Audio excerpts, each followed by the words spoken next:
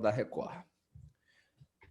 Vamos lá para a segunda parte da aula de processo penal do dia 18, agora com um fundo melhor aqui para poder atender a solicitação das nossas queridas alunas que estão... Ó, e outra coisa, o negócio é o seguinte, não é para ficar só assistindo o vídeo lá no YouTube, não. Tem que apertar o botãozinho lá para se inscrever no canal, tá? Ativar o sininho para você receber todos os vídeos ali. E eu preciso da sua colaboração. Pronto, já falei. Agora vamos dar a aula aqui. Gente, voltando lá, compartilhar a tela com Alex, agora com essa cara séria dele aí, que Alex não quer falar mais nada depois daquele dia, você viu?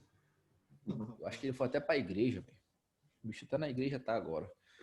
Quer ficar um cara sério. Então vamos lá. Falando ali da classificação doutrinária, nós finalizamos essa classificação doutrinária ali. Thales está limpando a lente da câmera aí. Pá. E você já viu que Thales todo dia está em um lugar, Patrick? Ele está mostrando a casa pra gente todo dia. Né? Oxe, todo dia todo no mesmo lugar. É o tour pela casa. Tá certo. Então vamos lá. Voltando aqui agora. Depois dessa diferenciação, eu vou falar com vocês a respeito das principais teorias a respeito da prova ilícita. E assim, é o que tem de mais, não é complicado, é coisa muito fácil, mas é o que é mais enjoadinho aí. São essas teorias e tem a questão da serendipidade, que às vezes dificulta um pouquinho aí, que é a serendipidade, que às vezes dá uma confusãozinha aí, mas fora disso, dá bacana. Vamos lá, gente. Como é que acontece? Primeira teoria, a regra. Teoria dos frutos da árvore envenenada. A contaminação, obviamente, é material. Ou seja, por que a contaminação é material, professor? Porque só vai estou olhando para um trem ali e ia falar outra coisa, só vai atingir a prova ilícita. Fora disso, acabou. Aí eu trouxe uma afirmação que estava na prova do Ministério Público de Minas Gerais, que eu acho que aí é uma pegadinha pior do que as minhas. O cara perguntou o seguinte, olha a pergunta do cara. A teoria dos frutos da árvore envenenada é uma teoria expressamente abordada pela Constituição Federal de 88 ao vedar as provas ilícitas. Isso é certo ou é errado, Ana Paula? É errado. É errado porque você viu aí agora escrevido aí no quadro. De coisa. E era Ana Paula, viu? Você tem alguma prova que eu vi? Não, porque isso aí não precisa prova. A presunção. Então, o que é que acontece? Até você precisa só entender isso aqui, que a teoria dos frutos da árvore envenenada está no Código Penal, onde, parágrafo 1º do artigo 157, a Constituição Federal não trata dessa teoria. E diga-se de passagem, tá? Que isso foi incorporado no Código de Processo Penal através da jurisprudência. Isso começou na jurisprudência e depois foi incorporado ao Código de Processo Penal. Cara, até aqui ficou bacana. Sem nenhum problema, não tem muita dificuldade. A prova é ilícita, ela vai ser retirada do processo, vai ser destruída, vai ser inutilizada. As demais provas que não são derivadas daquela prova vão permanecer no processo. O processo vai seguir normalmente, não vai acabar o processo. A não ser que as provas ilícitas sejam as únicas provas do processo. Aí vai acabar. Agora, se foi uma ou duas provas ilícitas e existem mais provas, o que ocorre? Vai se extrair do processo a prova ilícita, vai ser inutilizada, né? Isso é até facultado às partes ali presenciar esse ato de inutilização, vai se inutilizar aquela prova e o processo vai seguir e acabou. O processo segue seu curso normal sem aquela prova ilícita ali. Agora, para piorar, também no artigo 157, vem a teoria que fala o seguinte, da prova absolutamente independente. Apenas as provas ilícitas serão retiradas do processo. E aí a teoria da prova absolutamente independente, ela traz agora para nós a mais complicada, que é a teoria da descoberta inevitável.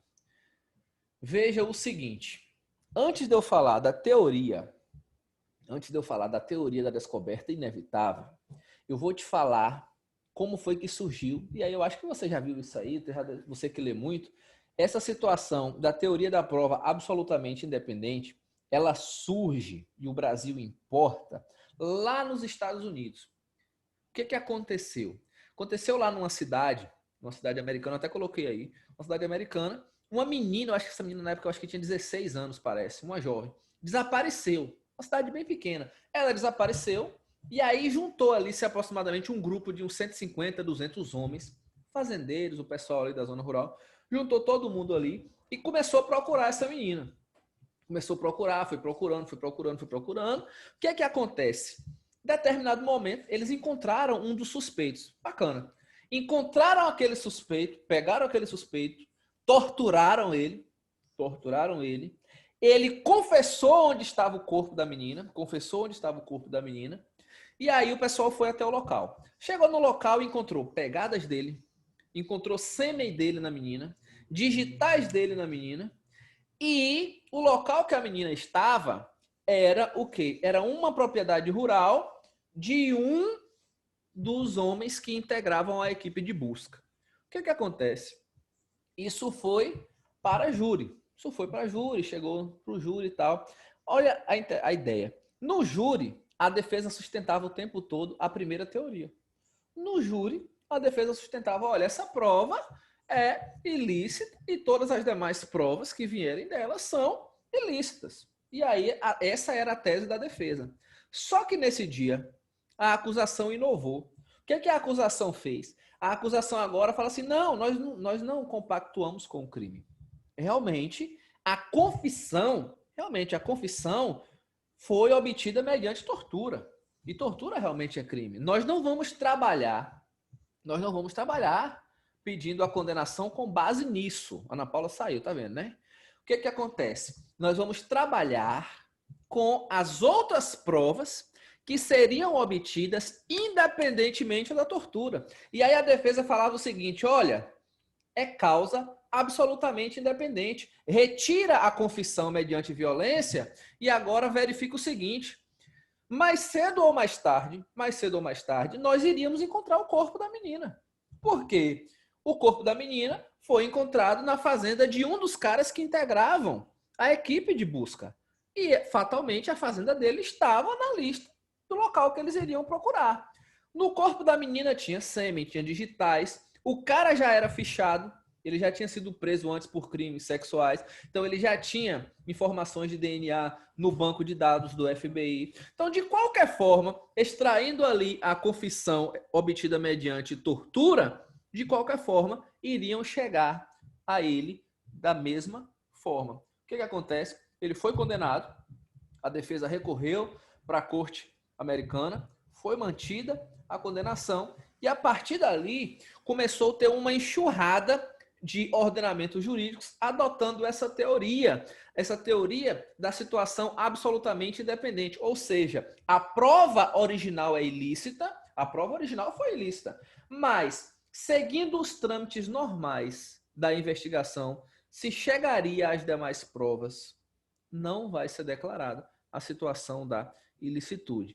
Então veja o seguinte, a prova ilícita ela tem que ser retirada, certo, mas se as demais provas que decorreram da prova ilícita puderem ser obtidas por fonte autônoma, elas serão admissíveis no processo penal. A Ana Paula chegar a abrir o olho assim para poder compreender. Então vamos lá. Se tem prova ilícita, vai ser retirado.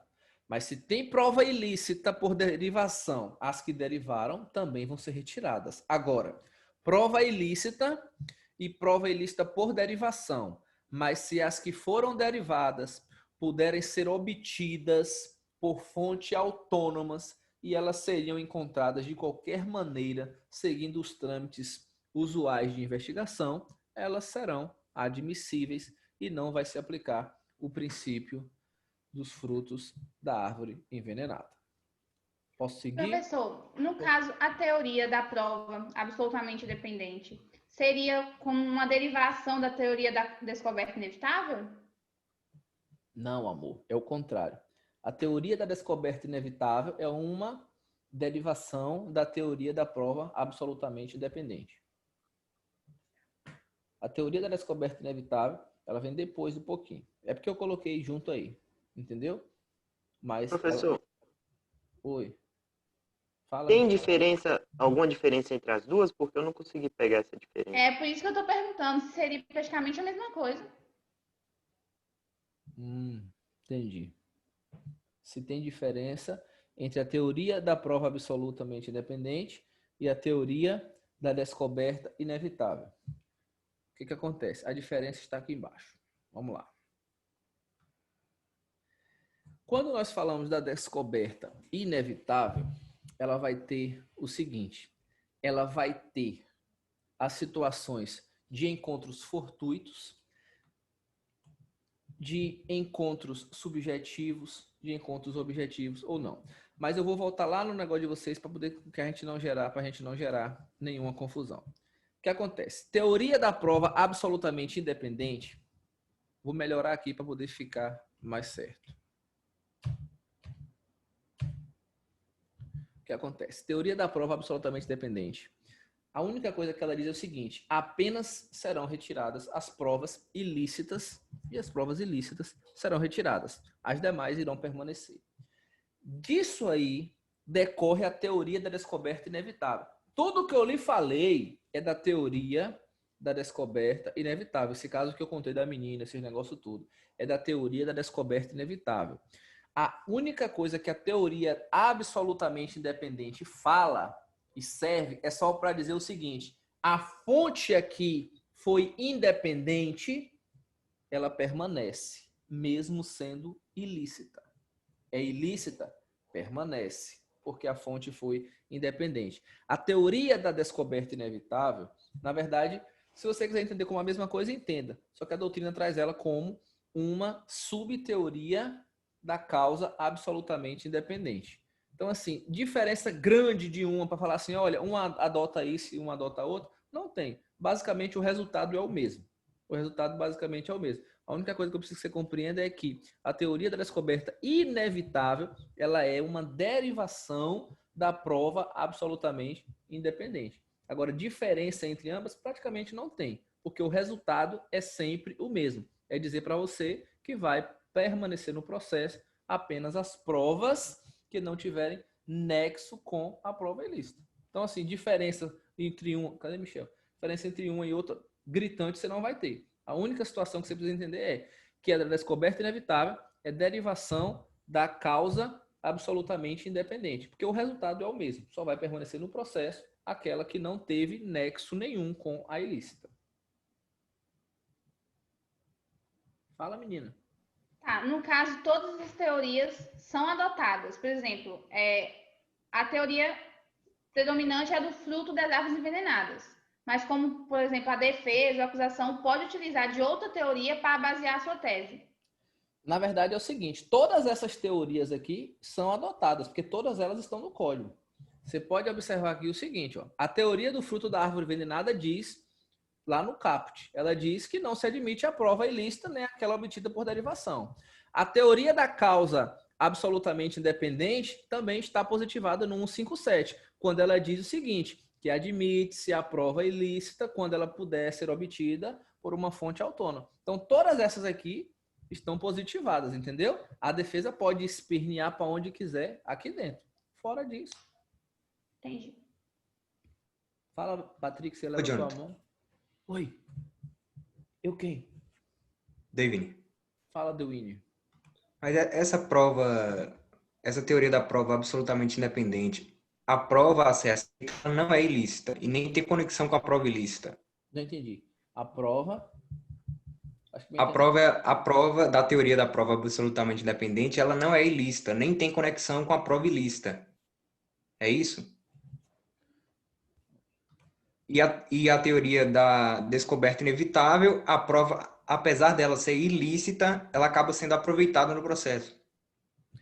Foi como eu disse, passaram. O resultado é sempre o mesmo. O resultado é sempre o mesmo.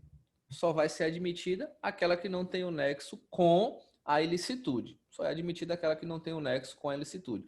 Quando nós falamos o seguinte, descoberta inevitável, é aquela situação seguinte, que mesmo tendo uma ilicitude pelo meio, ela seria encontrada de qualquer maneira. Então, retira-se aquela ilicitude e a prova vai permanecer ali da mesma forma. Por isso que ela é uma decorrência da teoria da prova absolutamente dependente. Na verdade, o resultado, o conceito é basicamente o mesmo. O que vai diferenciar é só você compreender que a teoria da descoberta inevitável é uma derivação da prova absolutamente dependente, porque o resultado é o mesmo, não tem diferença basicamente conceitual nenhuma. Nas duas, a prova veio de uma situação ilícita, mas que poderia ser obtida por uma fonte independente. Não coma a unha não, Sara, para. Isso aí foi igual aquele exemplo, né, professor, que você deu do grampo. Acho que foi na outra aula, que se aplicaria essa mesma teoria aí, né? Sim, ou seja, descobriu-se uma situação pelo grampo telefônico, mas se o grampo foi feito de forma ilegal, mas seguindo os trâmites processuais, se chegaria aquelas coisas que foram descobertas no grampo ilegal, elas vão permanecer ali. O grampo foi ilegal? Foi. Mas se conseguiria chegar aquele resultado ali de qualquer maneira, seguindo o trâmite normal, vai ficar ali da mesma maneira. Posso passar? Ou quer voltar? Sara? Mentira. Vamos lá. Agora, o que acontece? Aqui também está no nosso código positivado.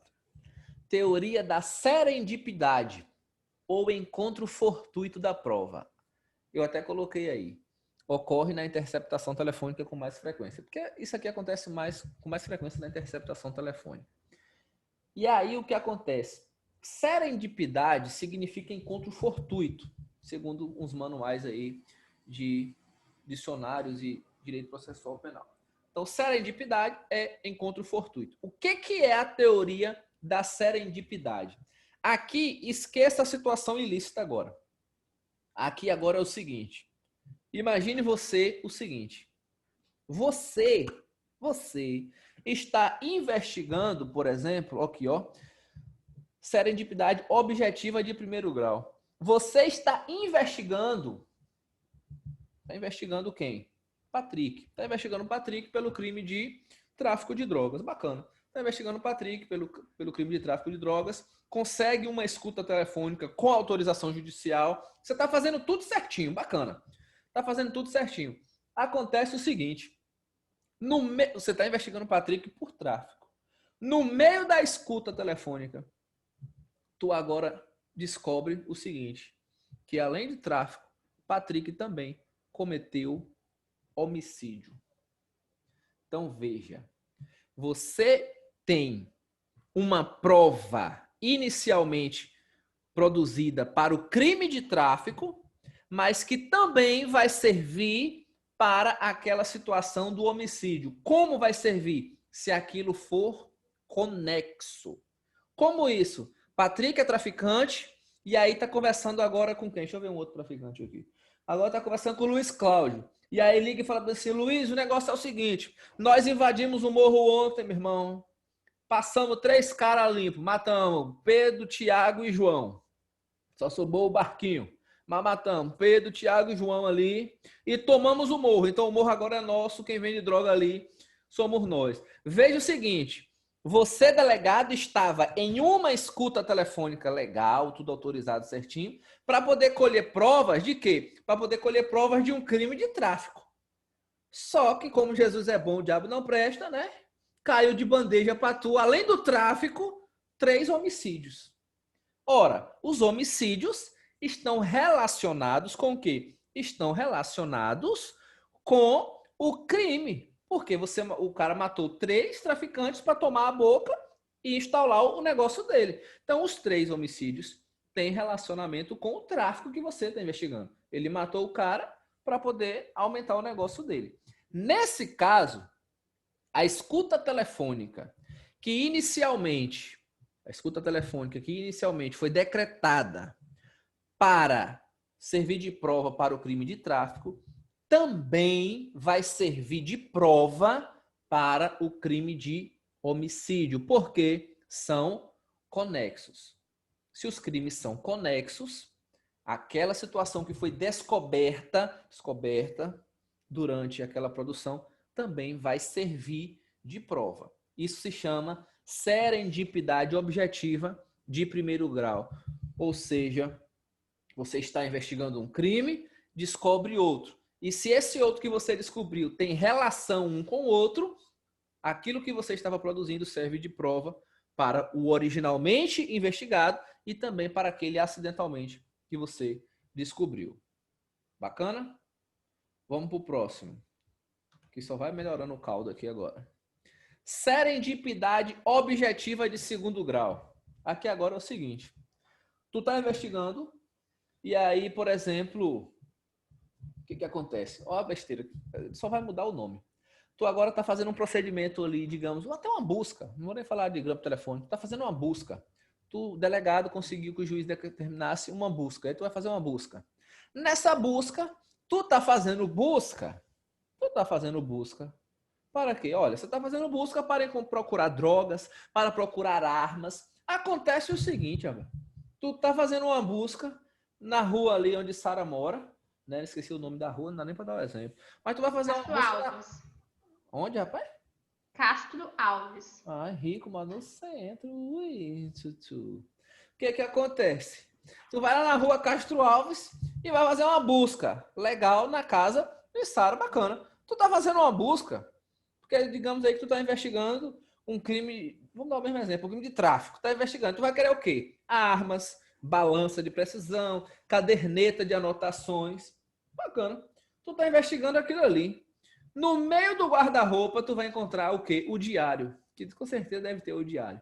Vai encontrar o diáriozinho. Quando tu encontra o diário, no diário está a confissão agora, né? Ela falando assim, querido diário, sempre desviei alguns recursos da empresa que eu trabalho. Me recordo como se fosse ontem, quando eu fiz uma transferência online de R$ 150 do caixa do supermercado que eu trabalho para a conta do meu namorado. Ou seja, imagine o seguinte, veja que tu está investigando um crime. O outro caiu no seu colo de paraquedas. A confissão está ali. O que acontece? Aquilo que você descobriu não tem conexão uma coisa com a outra. Tu está investigando ela por tráfico e descobriu uma confissão de um outro crime. O que vai acontecer? Aquela situação ali não serve, tá aí na sua tela, ó, não serve como prova para o crime descoberto. Mas o que vai acontecer? Vai servir como notícia crime. Ou seja, só vai mudar o nome. O delegado não vai colocar ele como prova ali naquele processo. Vai falar, olha, além de traficante, ela também desvia recursos. Não. Ele vai fazer o quê? Vai reunir o que ele encontrou relacionado ao tráfico e coloca no processo de tráfico e pega ali o diário, onde ela confessa esse desvio de recursos e essa confissão vai servir como notícia crime, vai instaurar outro inquérito mediante portaria e vai investigar normal, entendeu? Então a única diferença é se os crimes que forem descobertos acidentalmente não forem conexos, aquela situação ali não serve de prova, serve como notícia crime. A mesma coisa, estamos grampeando o telefone de Patrick, para poder descobrir o que Patrick anda fazendo aqui depois das 23 horas. Se ele está transferindo recursos financeiros para o exterior ou se não está. E no meio da ligação, Patrick fala bem assim, olha, meu sonho sempre foi o quê? Sequestrar Elisângela. Inclusive, fui eu quem andei mandando umas cartas ameaçadoras para ela. E aí, nisso ele está sendo grampeado o telefone dele por outro crime. Ora, essa confissão dele ali vai servir de prova para aquela situação que ele está confessando, nem para o outro. Mas serve de notícia crime para a instauração de outro procedimento, sem nenhum problema. Vou avançando aqui para a gente terminar a serendipidade. Ô, John. Ah, Maria, tomei um susto agora. Fala, bigode. Tem como você subir rapidinho aí? Subir? É, na letra A aí. Fala. Letra A. Aí, tá bom, rapidão. Tirando foto, né? Perguntar Valeu. Vou perguntar ao seu pai se ele sabe se você tá assistindo aula com o celular na mão. Ó. Vamos lá. Pergunta. Serendipidade subjetiva. Essa aqui é para lascar com a vida do cara.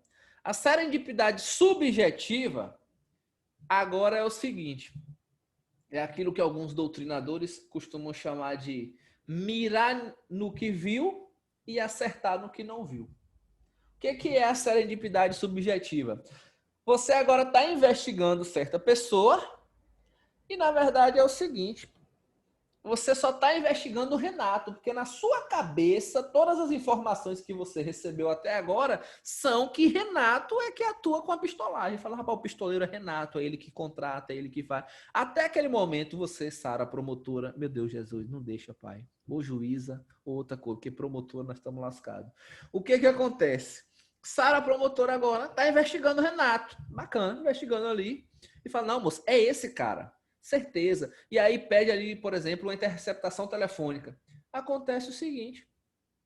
Nessa interceptação telefônica, a promotora agora vai descobrir o quê? Que Renato não age sozinho. E até então ela não sabia. Ela acreditava que o réu atuava sozinho.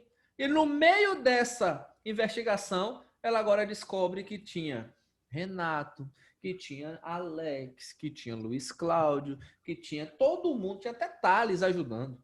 Todo mundo ajudando. Ora, se você agora está investigando certa pessoa ali e mediante essa situação você descobre novos acusados que até então você não conhecia, aquela descoberta ali vai servir de prova para todos. Serendipidade subjetiva. Então, se você está investigando um réu e descobre que, na verdade, aquele réu, né, aquele investigado, na verdade, não age sozinho, age com Pedro, Tiago, João e até o barquinho colabora com ele, aquilo que você descobriu vai servir de prova para todos. Antes de encerrar, que o bicho já gritou aí... Jonathan, Rivaldo pediu para avisar que a internet dele tá ruim. Ah, não, tranquilo. No dia do aniversário é assim mesmo, é terrível. Acontece de tudo. O cara vai pra festa do aniversário, pro churrasco e bota a culpa na internet. Tô brincando. Mas tem um monte... Na outra aula também tinha muita gente acontecendo isso. Eu acho que deve ser na cidade. Então, o que acontece? Finalizando aqui, pra gente não ficar nada solto. Dentro dessa situação das provas, teve duas alterações no pacote anticrime. E eu quero falar com você o seguinte. A primeira, de baixo para cima. Lembre sempre, esse parágrafo 5º que diz: o juiz que conhecer do conteúdo da prova declarada inadmissível não irá proferir sentença ou acordo. Cara, isso está suspenso, tá? Isso está suspenso. Então, o que acontece? Imagine você que Sara seja juíza hoje da primeira vara criminal de Porto Seguro. Bacana, Sara juíza da primeira vara criminal de Porto Seguro. Ela agora analisa o processo e fala bem assim, peraí, rapaz, isso aqui é a prova ilícita. E aí ela declara que aquela prova é ilícita, manda desentranhar do processo, não tem problema nenhum ela decidir aquele processo. Isso até hoje, porque se amanhã essa liminar do STF for revogada, ela não vai poder, entendeu? Ela não vai poder julgar esse processo. Eu acredito que isso vai cair. Porque se isso não cair, filho, vai virar manobra da defesa. Toda vez que tu quiser afastar um juiz, tu vai juntar uma prova ilícita, ele vai declarar a prova ilícita e vai se afastar do processo. E aí tu vai ter que aguardar o outro. Então eu acredito que essa manobra aí a defesa não vai ganhar. Outra coisa que veio com o pacote anticrime e não está suspenso, e tem a ver com essa serendipidade que nós estamos falando aqui, é o seguinte. Ô, professor, rapidinho. Oi. No caso, está suspenso, né? Beleza. Se até como dia que a gente for, por exemplo, fazer a prova da OAB, ainda estiver suspenso e falar isso na prova, por exemplo, que o juiz que, né, conheceu da prova ilícita não pode. Então tá certo, porque está suspenso. Segundo o blog Exame de Ordem, Tá. Né? Eu tô dando a notícia, porque segundo esse pessoal aí que entende tudo de OAB, eles dizem o seguinte, que pode cobrar o que está suspenso? Pode, mas ele tem que cobrar informando a você essa situação, entendeu? Então, Se eles trouxer essa alternativa como verdadeira, vai caber recurso aí. Certamente vai muita gente passar. O que é que acontece? Eu acho que vocês vão fazer prova da OAB no meio do ano que vem, moço. A vacina só em junho de 2021, a vacina. Né? Nós vamos fazer prova oral, eu nem vou fazer prova para vocês, nós vamos abrir uma chamada aqui, fazer prova oral, pá, 1 a 1 aqui. É assim que nós vamos fazer. O que é que acontece? A outra situação que veio com o pacote anticrime, captação ambiental. Filho, a captação ambiental vai servir de prova para os crimes originais. Oi? Tá travando a rede na internet. A minha travou? Meu Deus. Meu Deus, o quê, rapaz?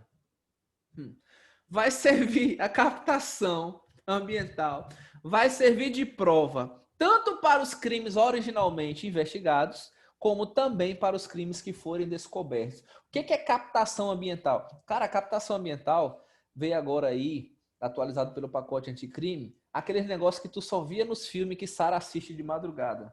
Não tem? O cara agora, bicho, pode instalar uma escuta para poder captar todo o som daquele ambiente, por isso que chama captação ambiental. Não sei como é que isso funciona, mas o cara não precisa mais, por exemplo, instalar uma situação específica na sua casa. Dizem os especialistas que existem modos de captar até a distância. O cara para o aparelho do outro lado da sua casa ali e consegue fazer essa captação. Então, imagine você que a polícia agora está fazendo a captação ambiental da casa de Sara, porque está sondando alguns crimes que Sara está praticando. Mas aí, nesse dia, Sara chamou a Ana Paula para o churrasco, chamou o Rivaldo, chamou uma galera.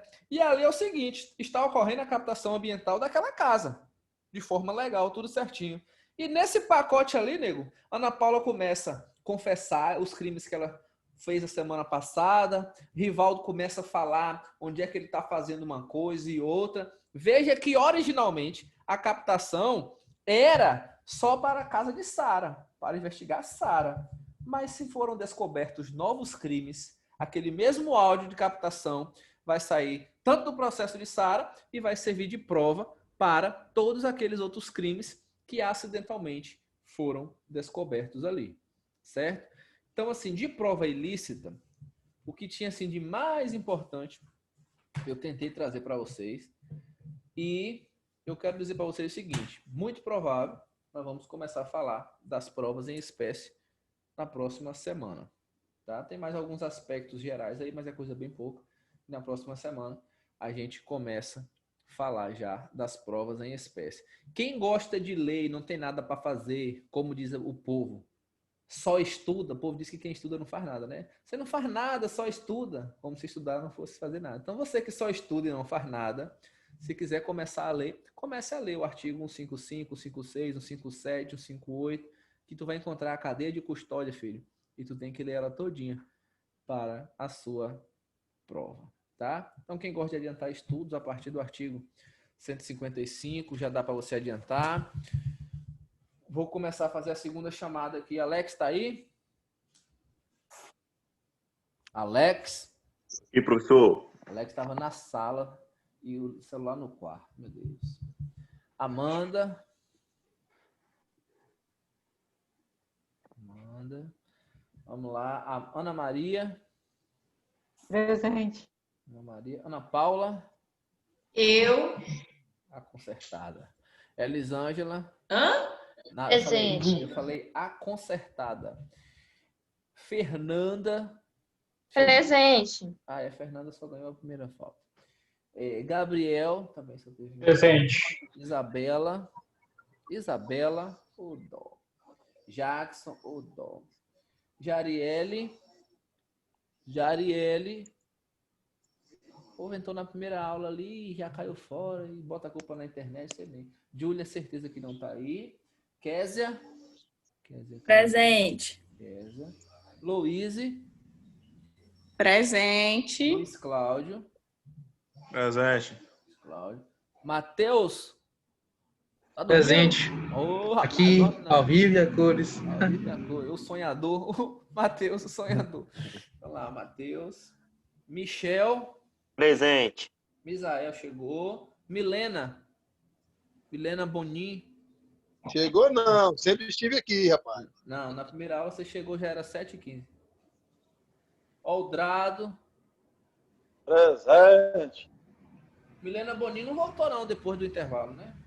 Vamos lá, Patrick continua aí. Raquel, Presente.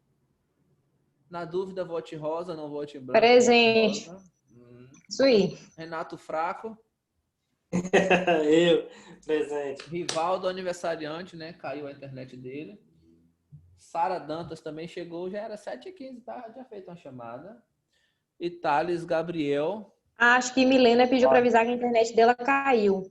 Coitada, é complicado. Esse negócio de aula online é terrível, né? Então, assim, meus povos, daqui a pouquinho essa aula tá lá